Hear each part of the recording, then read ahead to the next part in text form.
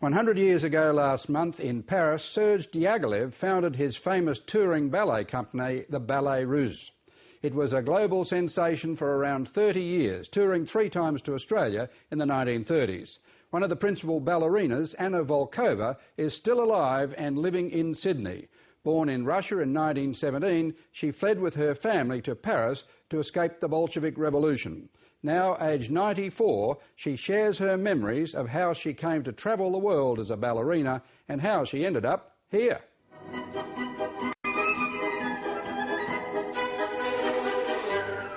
I didn't know anything about ballet. I never thought about ballet, never even imagined that one day I will be a dancer. But Anna Volkova did become a dancer, starting lessons as a child with the best Russian ballet teacher in Paris. She wanted me for a week, and after that she will decide whether I will stay or not.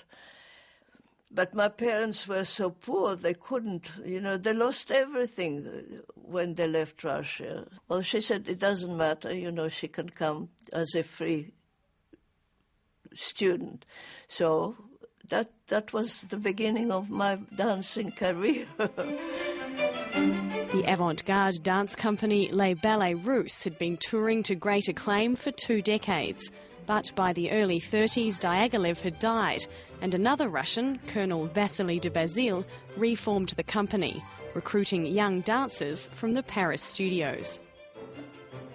One day, after a lesson, a whole group of people came to watch the class. They must have been quite important because Madame was all in a flutter.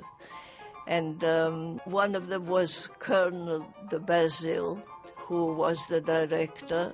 And after the end of the class, de Bazile said, "Would you like to join the company?" I was 15. Anna Volkova travelled with the company to the US, South America, and eventually to Australia, visiting in 1938 and again in 1939-40. My family was against me going because it was so far away, but I was hooked on the ballet. I just wanted to go. And, when I arrived, not 1 minute, not 1 day was I disappointed. During those tours, the company stayed for months on end, so there was time for play as well as work.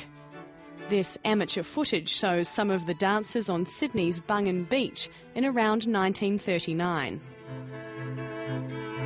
And this is Anna Volkova. The 2 times I came to Australia with the company, I will never forget. It was my best memories of how much fun and yet good work and response from the audience we had. It was something new for the Australians, you must say that. It was completely new, not only ballet and dancing, but for the music and the scenery, the costumes, the marvelous costumes that we had. I had a favorite costume because it was my favorite part, and in the coq d'or, the golden cockerel, and the costume was lovely, but it had a very heavy golden tail, and that was difficult to get used to in all the jumps and the pirouettes the role required. Anna Volkova was filmed as the cockerel in Melbourne in the late 30s. But the highlight of her dancing days was an encounter with royalty in London. In London at Covent Garden, we all heard that there was a special performance in aid of some charity, and the Queen and the King will be at the performance, and that they will come backstage for a light supper with all the artists afterwards. And the king was just crowned not long before that, George VI. They came up the rickety stairs that we had, up the stage, and I had to pinch myself. I'm with the king and the queen, But how I met my husband, I think that's a nice story too. We were leaving Australia after a second tour of the ballet here on the ship, and the company was very tired. I didn't leave my cabin for about 4 or 5 days. You know, all I did was sleep and eat.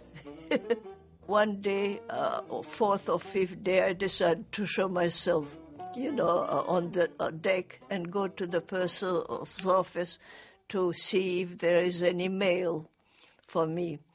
And I was getting there. There was a young man standing in front of me, and I heard him say, "Any mail for Jim Barnes?" And I said, "And please look if there is any mail for Anna Volkova." And he turned around and he said, "My goodness, here you are at last." You know, he said some friends of ours, mutual friends, told him to look me up. But he said, wherever I went, I never could see you.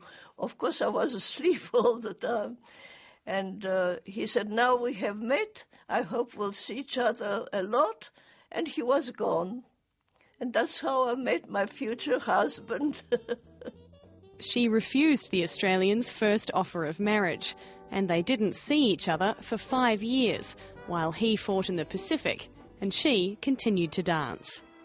We were in South America with a company in Brazil, and I received a telegram from him. He was in the commandos, by the way, during the war, and it came from some islands in the Pacific. The telegram took a month to get to me, and it said, "War or no war, would you consider coming and marry me?"